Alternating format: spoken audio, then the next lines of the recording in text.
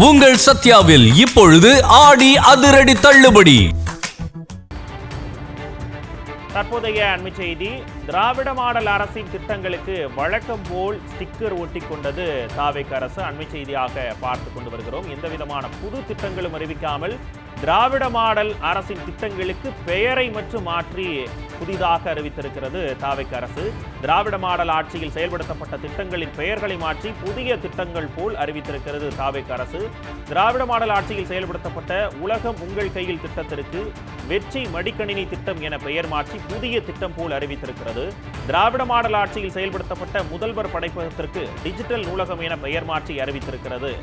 பள்ளி மாணவர்களுக்கான விலையில்லா சைக்கிள் திட்டத்திற்கு நவீன மிதிவண்டி திட்டம் என ஸ்டிக்கர் ஒட்டி புதிய திட்டம் போல அறிவித்திருக்கிறது தாவேக அரசு. மேலும் திராவிட மாடல் ஆட்சியில் செயல்படுத்தப்பட்ட அரசு மாதிரி பள்ளி மற்றும் தகைசால் பள்ளி திட்டங்களுக்கும் ஸ்டிக்கர் ஒட்டி கொண்டது. மக்கள் வரி பணத்தில் செயல்படுத்தப்படும் அரசின் திட்டங்களுக்கு தனது கட்சியின் பெயரை சூட்டிக் கொண்டிருக்கிறது தாவேக அரசு. போதைப் பொருட்கள் இல்லாத தமிழ்நாடு திட்டம் 2022ஆம் ஆண்டு திராவிட மாடல் ஆட்சியில் தொடங்கப்பட்ட திட்டமாகும். சுயமாக சிந்தித்து எந்த ஒரு திட்டத்தையும் அறிமுகப்படுத்த முடியாமல் திராவிட மாடல் அரசின் திட்டங்களுக்கு ஸ்டிக்கர் ஒட்டி கொண்டிருக்கிறது விஜய் அரசு. மாணவர்கள் இளைஞர்களுக்கு திறன் மேம்பாட்டு பயிற்சி வழங்கும் நான் முதல்வன் திட்டத்தின் பெயரை வெற்றி திறன் பயிற்சி திட்டம் என மாற்றியிருக்கிறது தாவேக அரசு. திராவிட மாடல் ஆட்சியில் செயல்படுத்தப்பட்ட முதலமைச்சரின் சமூக பொருளாதார மேம்பாட்டு திட்டத்திற்கு வெற்றி தொழில் முனைவோர் திட்டம் என பெயர் மாற்றியிருக்கிறது. ஆதி திராவிடர் பழங்குடியினரை தொழில் முனைவோராக்குவதற்கான திட்டத்திற்கு ஸ்டிக்கர் ஒட்டி கொண்டிருக்கிறது தாவேக அரசு. மகளிர் சுய உதவி குழுவினருக்கான செம்மறி ஆடு வளர்ப்பு ஊக்குவிப்பு திட்டத்திற்கும் வெற்றி மகளிர் ஆடுகள் வளர்ப்பு திட்டம் என ஸ்டிக்கர் ஒட்டி இருக்கிறது தாவேக அரசு. தொடர்ச்சியாக பார்த்து கொண்டு வருகிறோம்.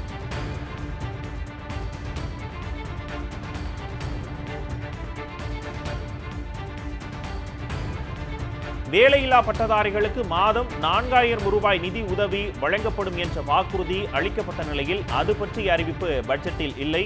மகளிர் உரிமை தொகையை 2500 உயர்த்தி வழங்குவது பற்றிய அறிவிப்பும் இன்றைய பட்ஜெட்டில் இல்லை. ஒவ்வொரு வீடுகளுக்கும் ஆண்டுதோறும் 6 இலவச சிலிண்டர் என்ற வாக்குறுதி பற்றிய அறிவிப்பும் இல்லை.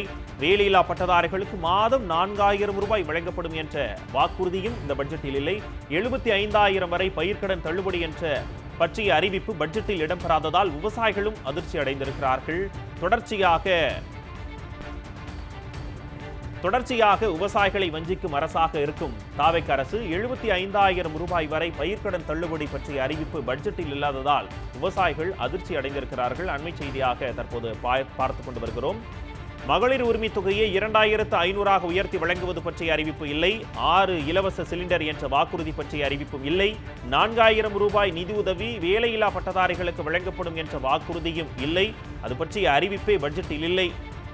தாவேக அரசின் இந்த ஏமாற்று பட்ஜெட் குறித்த அண்மை செய்தியை தற்போது பார்த்து கொண்டு வருகிறோம். ஒட்டுமொத்தமாக தாவேக பட்ஜெட் என்பது திராவிட மாடல் அரசின் திட்டங்களுக்கு ஸ்டிக்கர் ஒட்டிக்கொள்ளும் திட்டமாகத்தான் தாவேக அரசு தனது பட்ஜெட்டில் அறிவித்திருக்கிறார்கள். அண்மை செய்தியாக பார்த்து கொண்டு வருகிறோம்.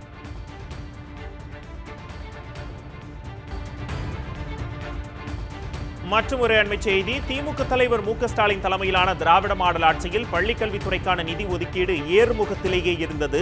தாவேக ஆட்சியில் பள்ளிக்கல்வித்துறைக்கு குறைவான நிதி ஒதுக்கீடு செய்யப்பட்டிருக்கிறது என்று முன்னாள் அமைச்சர் அன்பில் மகேஷ் பொய்யாமொழி குற்றம் சாட்டியிருக்கிறார். அண்மை செய்தியாக தற்போது பார்த்து கொண்டு வருகிறோம். திமுக தலைவர் மு க ஸ்டாலின் தலைமையிலான திராவிட மாடல் ஆட்சியில் பள்ளிக்கல்வித்துறைக்கான நிதி ஒதுக்கீடு ஏறுமுகத்திலேயே இருந்தது. தாவேக ஆட்சியில் பள்ளிக்கல்வித்துறைக்கான குறைவான நிதி ஒதுக்கீடு ஒதுக்கப்பட்டுள்ளது. முன்னாள் அமைச்சர் அன்பில் மகேஷ் பொய்யாமொழி குற்றம் சாட்டியிருக்கிறார். பிப்ரவரியில் வெளியிடப்பட்ட இடைக்கால பட்ஜெட்டில் அறிவிக்கப்பட்டதை காட்டிலும் குறைவான நிதியே இன்றைய பட்ஜெட்டில் ஒதுக்கீடு செய்யப்பட்டிருக்கிறது.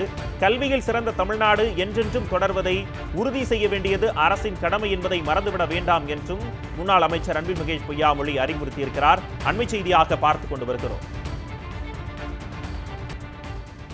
தாவேக அரசின் இன்றைய பட்ஜெட்டில் பள்ளிக்கல்வித்துறைக்கான பட்ஜெட்டை குறைத்து அறிவித்திருக்கிறது கல்வியாளர்கள் மத்தியில் அதிர்ச்சியை ஏற்படுத்தியிருக்கிறது. இது குறித்து நம்முடைய பேசுவதற்காக தமிழ்நாடு ஆசிரியர்கள் முன்னேற்ற சங்கத்தைச் சேர்ந்த தியாகராஜன் அவர்கள் நம்முடைய இணைந்திருக்கிறார். வணக்கம் சார். இப்போ பள்ளிக்கல்வித்துறைக்காகவும் உயர்கல்வித்துறையிலையும் பாத்தீங்கன்னா தாவேக அரசு சென்ற திமுக ஆட்சியில் அறிவிக்கப்பட்ட பட்ஜெட்டுகளை விட கம்மியாகத்தான் அறிவிச்சிருக்கிறாங்க. இது குறைக்கப்பட்டதற்கான காரணம் என்ன, உங்களுடைய பார்வை?